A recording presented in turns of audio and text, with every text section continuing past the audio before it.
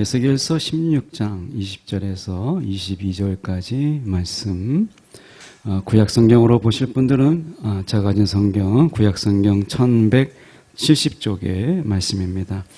20절로 22절까지 말씀 제가 봉독해 올립니다. 또 내가 나를 위하여 낳은 내 자녀를 그들에게 데리고 가서 드려 제물로 삼아 불살르느니라. 내가 내 음행을 작은 일로 여겨서 나의 자녀들을 죽여 우상에게 넘겨 불 가운데로 지나가게 하였느냐. 내가 어렸을 때에 벌거벗은 몸이었으며 피투성이가 되어서 발짓하던 것을 기억하지 아니하고 내가 모든 가증한 일과 음란을 행하였느니라. 아멘. 오늘 이 말씀 가지고 망각의 저주라는 제목으로 함께 말씀 나누기를 원합니다. 사람의 이런 존재라고 하는 이 부분 속에서 여러분은 그런 걱정은 안 하지만 이제 나이가 들어가면서 아마 여러분의 부모님 때가 가장, 또 할머니 때 가장 걱정하는 게 치매라고 하는 거예요. 그러니까 내가 기억하지 못한다라고 하는, 그러면 내 존재가 다 부정되는 거고 내가 누구냐라고 하는 것이 없어지는 거잖아요. 그러니까 내 가족, 내 어떤 친척들이 아무도 기억하지 못한다면 결국에는 나는 그들과 관계가 다 끊어진 거죠. 한 드라마에서 나온 이야기인데 이제 치매를 판정받은 한 분이 나를 안락사 시켜달라. 나는 이제 삶의 의미가 없다. 그래서 안락사를 자처하는, 물론 이제 법적으로 그게 되지 않지만 드라마상에 나와 있는, 어떻게 보면 한 인생이 그 치매라는 것 때문에 자신의 모든 삶이 다 부정되는 이런 고통, 이것 때문에 차라리 이렇게 사는 것보다 차라리 내가 안락사하고 싶다, 이런 주인공의, 주인공인지 모르겠지만 제가 한편에 뉴스 기사로 본 거라서 드라마를 잘 몰라요. 그런데 그런 얘기가 호소력 있게 좀 이렇게 기사에 나와서 한번 나눠봅니다. 여러분, 기억이라고 하는 것은 굉장히 중요하죠. 이게 주님을 기억하고 은혜를 기억하고 하나님의 사랑을 기억하고 이 모든 것들이 우리가 기억이라고 하는 거죠. 그런데 우리는 하나님의 은혜를 기억하고 하나님의 말씀을 기억하는 것보다 영어 단어 하나를 더 기억하는 것을 더 귀하게 여기는 이런 삶을 우리가 살아요. 외국인들과 혹시 만나는 경우가 우리가 많이 있는 건 아니지만, 우리가 외국인과 이야기할 때, 그 사람과 이야기할 때 영어 단어가 생각이 안 나고 우리가 틀렸다라는 것 때문에 얼굴이 빨개지고 수치를 느끼지만, 어떤 단어가 기억이 나지 않을 때 그것 때문에 우리가 수치스럽게 여기지만, 하나님의 은혜를 기억하지 못하는 것, 하나님의 말씀이 기억하지 못하는 것에 대해서는 아무렇지도 않게 여기잖아요. 우리가 서로 한국말을 이야기할 때도 한국어가 기억이 안 날 때 이걸 부끄럽게 여기지 않죠. 그럴 수도 있지라고 생각해요. 그런데 유독 우리가 영어 단어가 기억이 안 날 때 그거를 모른다는 것이 부끄러움이 되고 수치가 되는 것으로 여겨지는 이 부분은 우리가 한번 생각해 볼 필요가 있는데, 특히 신앙적인 부분 속에서 내가 살면서 예수를 잊어버리고 내가 살면서 하나님을 잊어버리는 것에 대해서 우리는 수치를 가지고 있느냐, 이걸 심각하게 생각하고 있느냐, 한국어 하나 잊어버리는 것처럼 별거 아닌 것처럼 우리가 생각하며 살아가고 있는 것은 아닌가라고 하는 거예요. 여러분, 어떤 말씀이 막 머리에 맴도는데 그 말씀이 어디서 본지를 기억하지 못했을 때, 내가 다시 말씀을 제대로 읽어야 되겠다, 이런 마음을 혹시 가지십니까? 혹시 우리가 생각할 때 내가 하루를 보냈는데 가만히 생각해 보니까 예수님을 한 번도 생각하지 않았고 하나님을 한 번도 내가 기억하지 않는 채 하루를 지나가고 이틀을 지나가고 그랬을 때, 내가 이거 심각하다, 내가 지금 영적 수준이 너무 심각하구나, 이런 심각성을 우리가 느꼈다면 그 느끼는 것만으로도 가능성은 있다라고 하는 거죠. 그런데 우리가 하루를 바쁘게 보냈어요. 그런데 우리에게 필요한 것은 멈춤의 시간들이 필요한 거죠. 멈추고 생각하는 시간들. 이런 시간들이 필요한 거죠.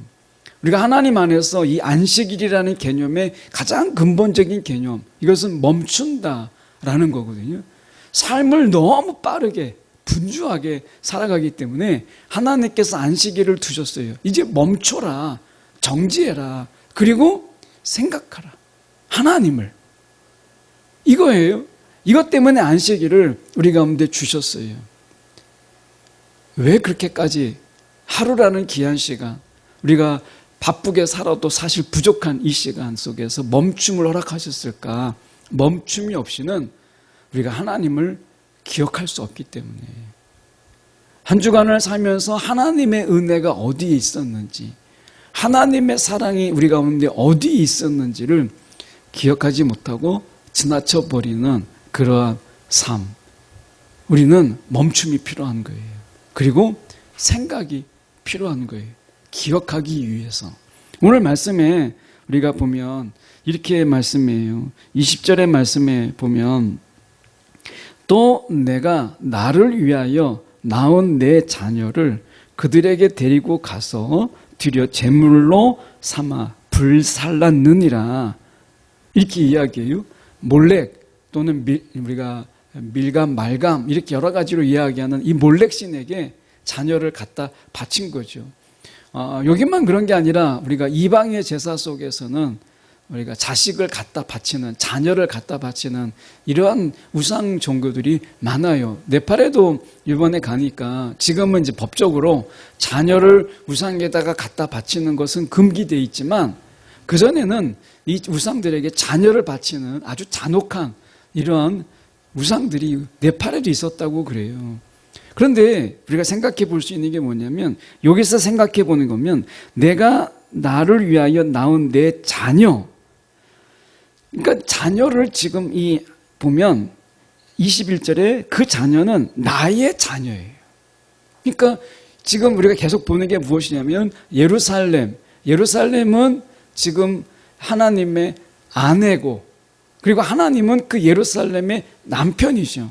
그러니까 아내와 남편, 이스라엘이 아내가 되고 하나님은 남편이 되는데, 그 가운데 낳은 자녀들은 이제 너가 음란을 행했기 때문에 예루살렘 너의 자녀야, 이렇게 하나님이 하지 않으신다는 거예요. 그 자녀들을 향하여서 말씀하시기를 그들은 나의 자녀다라고 말씀하시잖아요.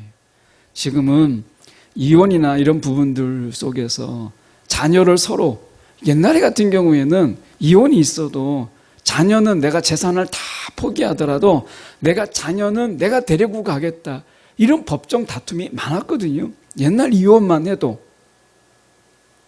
그런데 지금은 그렇지가 않아요. 지금은 내가 자녀는 버릴지라도 재산은 포기하지 못하겠다. 완전히 시대가 바뀌었어요. 지금은 이혼하면 자녀들 때문에 법정 다툼은 거의 없어요. 서로 안 데려가려고 하니까.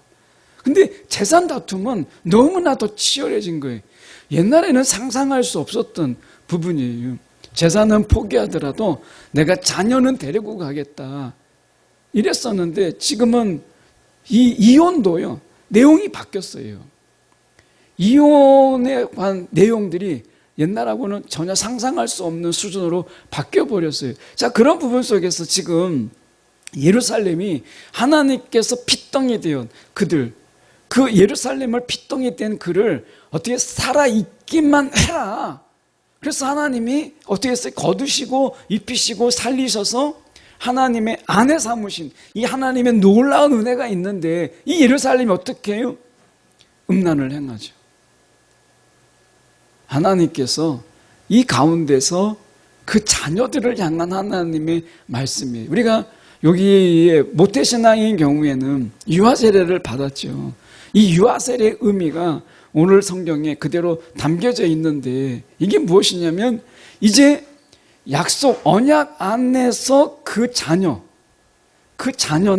나의 자녀다라고 말씀하시는 거예요. 그러니까 우리가 하나님의 백성으로서 이제 결혼해서 아이를 낳았어요. 아이를 낳았는데 그 언약 안에서 그 아이를 하나님께서 주신 것이기 때문에 그 자녀도 나의 자녀다, 하나님의 백성이다 라는 개념으로 말씀하시는 거예요. 그럼 여기 계속 말씀에서 보면 21절에 나의 자녀예요. 그런데 이 예루살렘이 내가 낳은 자녀니까 이건 내 마음대로다 라고 해서 그 자녀들을 우상에게 넘겨서 불 가운데로 지나가게 했다라고 하는 거예요. 우상에게 바쳤다라고 하는 거죠. 이것은 너의 자녀를 우상에게 바친 게 아니라 나의 자녀를 우상에게다가 바친 범죄다 라고 말씀하고 있다라는 거죠. 그래서 우리가 말씀에 볼 때 여러분 언약으로 인한 어떤 세대, 다음 세대, 언약으로 인한 다음 세대, 이 모든 세대에 대한 소유권이 어디에 있느냐라고 얘기했을 때 그 소유권은 하나님께 있다라고 말씀하는 거예요. 신명기 말씀에 보면 이렇게 말씀합니다. 신명기 5장 3절에 보면 여호와께서 이 언약을 맺으신 것은 우리 조상들이 아니고 우리다. 조상들과의 단순한 언약이 아니라 우리다. 오늘 이 자리에 살아있는 우리 모두와 맺으신 것이다. 이렇게 얘기했어요. 다음 세대들이 지금 이제 1세대가 죽고 2세대가 이제 가나안 땅을 향해서 갈 때 이제 신광야에서 이제 이 아브라함이 모세가 마지막 고별 설교를 하는 게 신명기잖아요. 이 신명기에서 이야기하는 게 말씀하시는 게 언약을 맺은 것은 가데스 바네에서 죽었던 1세대들이 아니라 그 언약은 그의 자녀들인 우리 이 모여있는 우리들과 맺은 언약이다라고 말씀하잖아요. 여러분 부모가 하나님의 그 사랑 안에서 부모가 맺은 그 언약은 이미 그 안에서 여러분의 언약이기도 한 거예요. 하나님과 나온 언약과 전혀 상관없다 이렇게 말씀하지 않으세요. 부모가 믿음으로 우리가 언약을 맺고 그 언약 안에서 하나님이 언약의 자녀로 여러분을 낳았고 여러분이 존재한다면 부모에게 맺었던 그 언약은 여러분의 언약이기도 하다라고 말씀하는 거예요. 그러니까 여러분은 언약의 자녀인 거예요. 하나님과의 언약 안에 이미 있는 거예요. 그래서 우리의 이 부모가 그 언약에 충실해야 되는 것처럼 여러분도 언약의 자녀로서 그 언약에 충실하기를 원하신다라고 하는 거죠. 자, 그런 의미에서 신명기 이 말씀은 더 중요한 말씀이 있어요. 신명기 29장 14절과 15절에 보면 이 언약과 맹세는 주님께서 당신들하고만 세운 것이 아닙니다. 이 언약은 오늘 주 우리 하나님 앞에 우리와 함께 서 있는 사람들만이 아니라 더 나아가죠. 오늘 여기 우리와 함께 있지 않는 자손과도 함께 세우는 것입니다. 이렇게 말씀하세요. 그러니까 여러분이 나중에 결혼해서 여러분이 자녀를 낳으면 그 자녀도 이미 언약의 자녀이고 언약 관계 안에 있는 거예요. 그러니까 하나님께서 이스라엘 백성들이 1세대가 하나님과 언약을 맺었다고 해서 1세대만의 언약이다 이렇게 말씀하지 않고 그 자녀를 낳은 자녀도 이미 언약의 자녀이고 그리고 그 자녀들이 또 결혼해서 아이를 낳았을 때도 이미 언약의 자녀요 하나님의 백성이고 하나님의 자녀다라고 말씀하시는 거예요. 여러분 우리는 하나님의 자녀다라고 하는 것, 이것은 하나님의 언약 안에서 이미 우리는 하나님 안에서 여러분이 다 유아 세례를 받았어요. 안 받은 분도 있지만 유아 세례 받은 분들 여러분 이미 내가 어머니 뱃속에서 나와서 어머니 뱃속에 있을 때부터 나는 약속의 자녀요 언약의 백성이고 하나님의 자녀다라고 말씀하고 있는 거죠. 이 근거로 해서 유아 세례를 주는 거예요. 내가 하나님의 백성이구나, 언약의 자녀구나 라고 하는 거죠. 그러면 우리가 태어나서 우리가 정말 충성을 다하고 충실해야 될 게 뭐냐면 언약적 관계, 이 언약적 관계에 충실한 게 중요한데 그 충실한 것 중에 하나가 무엇이냐면 우상을 가까이 하지 않는 거예요. 우상. 이 우상이 왜 무섭냐면 이렇게 말씀하세요. 이 우상에 대해서 이야기할 때 하나님께서는 분명하게 말씀합니다. 레위기 26장 1절에 이렇게 말씀하세요. 너희는 자기를 위하여 우상을 만들지 말지니. 모든 우상은요 다 자기 자신을 위해서. 자, 우상을 만들지 않아도요 우리는 이미 아담의 범죄 이후에 너무나 지극히 개인적인 존재예요. 이기적인 존재, 개인적이면서도 지극히 이기적인 존재인데 거기에다가 우상을 또 만들어요. 자기를 위해서. 그렇다면 이기주의의 절대화가 되는 거예요. 아주 극렬한 이기주의가 되는 거죠. 그래서 하나님께서 자기를 위하여 우상을 만들지 말지니 라고 말씀하세요. 우상을 섬기는 자 그들에게 있어서는 아주 극단적인 이기주의에 빠지게 돼요. 신명기 말씀에 보면 이렇게 말씀합니다. 신명기 4장 16절에 스스로 부패하여, 우상을 만드는 자는 이미 벌써 스스로 부패하여 자기를 위하여 우상을 만드는 거예요. 우상을 만드는 순간 내가 부패해지는 게 아니라 이미 스스로 부패하여서 자기를 위하여 우상을 만드는 것이다 라고 하는 거죠. 그러면 내 마음에 우상에 대해서 관심이 있고 우상을 섬기려고 하는 마음이 있다면 이미 부패한 거예요. 부패. 이 부패는 하나님의 언약적 관계의 파기, 이것에서 오는 부패예요. 우리가 22절의 말씀에 보면 이렇게 말씀하잖아요. 내가 어렸을 때 벌거벗은 몸이었으며 피투성이가 되어서 발짓하던 것을 기억하지 않냐고 이렇게 돼 있어요. 여러분, 신앙은 기억이에요. 은혜는 기억하는 거예요. 오늘 말씀을 우리가 묵상하고 우리가 이렇게 예배 드리는 이유가 뭐겠어요? 하나님을 자꾸 기억하기 위해서. 그리고 그 기억은 머리의 기억이 아니라 우리의 삶으로 하나님을 기억하기 위해서, 우리의 삶, 일상이라고 하는 곳에서 하나님을 기억하기 위해서 우리는 예배하며 그리고 묵상하며 살아가는 거예요. 기억이라고 하는 것이 우리가 이 시간, 이 한 시간의 예배 속에서 반짝 하나님을 기억하는 것, 이게 아니라 하나님은 우리의 삶 속에서 우리와 함께 하시잖아요. 이게 뭐겠어요? 하나님은 우리의 일상 속에서 우리를 기억하신다는 거예요. 그 너희도 일상 속에서 하나님을 기억하라는 거예요. 밥을 먹을 때나 내가 잘 때나 마실 때나 하나님을 기억하라는 거죠. 하나님을 기억하는 자의 삶과 하나님을 망각하는 자의 삶은 전혀 다르다. 하나님의 망각, 하나님의 은혜를 망각하는 그 자체가 이미 우상인 거예요. 여러분, 그런 의미에서 우리는 하나님의 은혜를 기억하는 거예요. 내가 구원받은 하나님의 그 은혜. 세상에 많은 신들이 있는데 하나님께서 내 부모를 통해서 하나님의 약속의 자녀로 내가 이 세상에 태어나게 하셨다는 이 놀라운 은혜, 이게 있잖아요.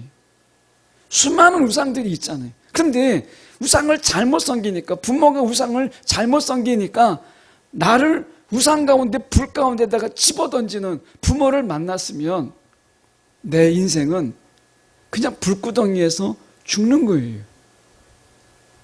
근데 하나님이 나를 지금 아직 태어나지도 않는데 나의 존재를 사랑하셔서 약속의 자녀, 언약의 부모를 통해서 이 땅에 하나님의 자녀를 있게 하신 이 은혜가 이미 나의 존재 전부터 있다는 거예요.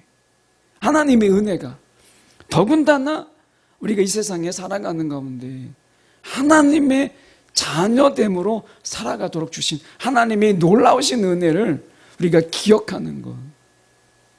하나님은 내가 존재하기 전부터 나를 기억하셨고 나를 아셨어요. 그렇다면 우리의 삶 속에서 하나님을 잊지 않도록, 하나님을 기억하도록 하는 우리의 열심, 이건 우리 가운데 필요한 거죠. 기억이라고 하는 것, 여러분 영어 단어 우리가 외워보시면 알잖아요. 옛날에 우리가 이 깜종이 해가지고 막 영어 단어 외우려면 어떻게 해요? 막 종이에다 쓰고 소리도 내어보고 하잖아요. 또 잊어버리면 또다시 외우고 하잖아요. 영어 단어 외우는 정도의 노력이 우리 가운데 있다면 하나님을 얼마나 기억할 수 있겠어요? 여러분, 하나님을 기억하기 위한 우리의 열심, 이것이 하나님께 요구되고 있다. 우리 가운데 지금 하나님께서 요구하신다. 이게 무리한 요구일까요? 하나님은 한 번도 우리를 잊은 적이 없는 그 하나님이 나를 기억해라 이렇게 말씀하실 때 하나님, 그건 너무 무리한 무리입니다. 요구이십니다. 우리가 얼마나 바쁜지 아시죠? 살아가기도 너무 벅차고 우리가 뭔가를 세상 속에서 스펙을 쌓고 내가 어떤 경험을 쌓고 새로운 일을 개척하는 일에도 머리가 터질 것 같은데 하나님을 기억하라니요, 너무나 무리한 요구입니다. 여러분, 우리가 이렇게 말할 수 있어요? 하나님의 은혜가 없으면 처음부터 내가 없는데, 무리한 요구가 아니죠. 여러분, 이게 만약에 무리한 요구라고 생각한다면 우리가 정말 우리의 삶을 멈추고 다시 한번 생각해 봐야 돼요. 하나님이 내가 어렸을 때 벌거벗은 몸이었고 아무도 돌보지 않았고 그냥 핏덩어리였다니까. 핏덩어리, 그냥 놔두면 그냥 죽을 수밖에 없는 그런 존재를 너희가 그렇게 내가 너를 살리지 않았느냐. 그런데 하나님을 기억하지 않았던 이 예루살렘의 삶이 어디로 갔어요? 전혀 엉뚱하게 모든 가증한 일, 하나님 보실 때 가증한 일을 하고 음란을 행하였다라고 말씀하시잖아요. 잘못된 길로 갔다라는 거예요. 하나님의 심판을 피할 수 없는, 하나님의 진노를 피할 수 없는 이 하나님의 아픔 아니겠어요? 하나님께서 그 핏덩어리를 거두어서 사랑으로 키우셨는데 이제 하나님이 그를 다시 진노하게 하시는, 이것이야말로 여러분 하나님의 마음을 아프게 하는 거잖아요. 그래서 하나님이 우리 가운데 말씀해요. 이런 불행한 일, 너와 나에게 이런 불행한 일, 그렇게 핏덩어리였던 너를 내가 사랑으로 키웠는데 너를 다시 진노 가운데 내던지는 일이 없도록, 나도 마음이 아프고 너도 힘든 일이니까 기억함으로 이런 일은 피하자. 이게 어떻게 무리한 요구일 수 있겠어요? 그래서 하나님이 말씀하시는 거예요. 지금 이사야 44장 9절에 우상을 만드는 거 왜 하지 말라고 하겠어요? 하나님이 좋으면 하라고 하죠. 그런데 하나님이 말씀하세요. 다 허망한 거야. 그 인생 다 허망한 거예요. 우상을 만들고 그리고 그걸 섬겨보고 그런 삶을 다 살아봐야만 아는 게 아니라 하나님이 말씀하시잖아요. 그 지혜로우신 분이 우상을 만들고 섬기는 것은 다 인생이 마지막에 다 허망으로 끝나. 안 살아봐도 돼. 이건 안 해봐도 돼. 말씀하시는 거잖아요. 그리고 우상이 결국 원하는 것, 그건 자기를 위한 거잖아요. 그 마지막은 다 무익한 거야. 이렇게 말씀하시잖아요. 인생을 진짜 낭비하는 것, 우상을 섬기는 거예요. 이거는 정말 허망하고 무익한 일이다 라고 하는 일이에요. 여러분, 오늘 우리가 하나님을 기억하는 것, 내가 기억하기 위해서 영어 단어 하나 기억하기 위해서 막 애웠던 거, 막 시험 속에 내가 애웠는데 기억이 안 나, 막 맴도는데 이게 무슨 뜻인지를 기억이 안 나면 답답해 하잖아요.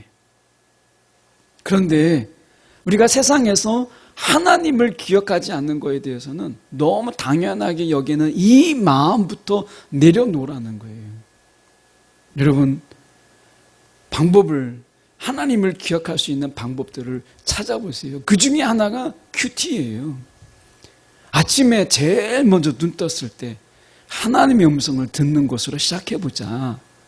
제일 먼저 눈 떴을 때 나를 향한 하나님의 말씀을 듣는 거로 한번 시작해보자 라고 하는 거죠.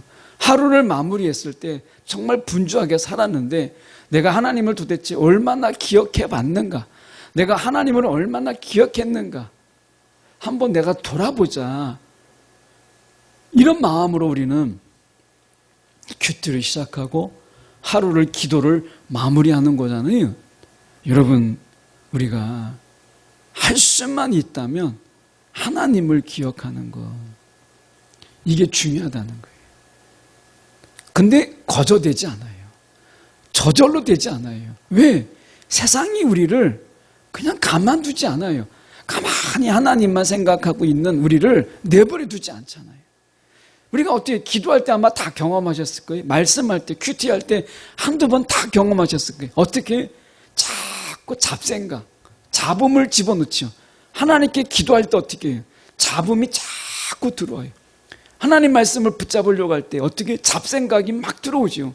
생각이 얼마나 막 물밀듯이 들려오는지 집중할 수가 없어요. 그런데 여러분 기억하세요. 이러한 과정들을 계속해서 우리가 거치면서 하나님을 기억하는 힘을 기르라는 거예요. 기억하려고 하는 이 힘을 기르라는 거예요. 그러면 어느 순간이든지 하나님이 기억나고 하나님의 말씀이 기억나고 그러는 거예요. 여러분, 주일에 우리가 말씀 듣지만 여러분, 내가 기억하지 않으려고 하면 이 말씀이 저절로 기억이 나든가요? 안 그래요.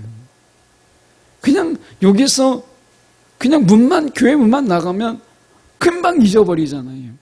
그러려면 뭔가 메모가 필요하고 뭔가 우리 가운데 좀 낙서가 좀 필요하고 하다못해 다시 한번 성경을 돌아보는 이런 노력들이 필요한 거죠. 저절로 되지 않는다. 근데 제가 여러분보다 신앙의 경륜으로 여러분에게 한 가지 말씀할 수 있는 것은 기억하는 자에게 주시는 하나님의 은혜는 보다 새롭더라는 거예요.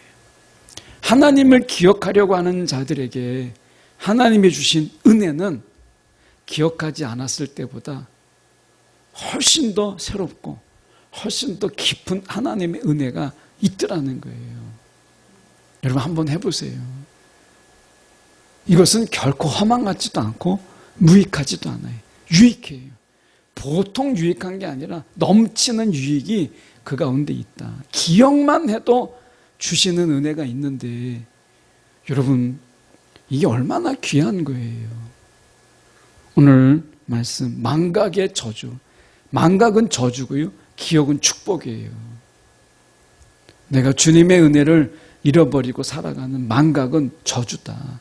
우상은 끊임없이 하나님의 자리를 덮어요. 하나님을 가려요. 그래서 우상이 무서운 거예요. 그런데 우리가 하나님을 기억하는 곳에는 하나님의 은혜가 있고 하나님의 사랑이 있어요. 오늘 망각의 저주를 벗고 기억의 축복을 입는 저와 여러분이 되기를 간절히 소망합니다.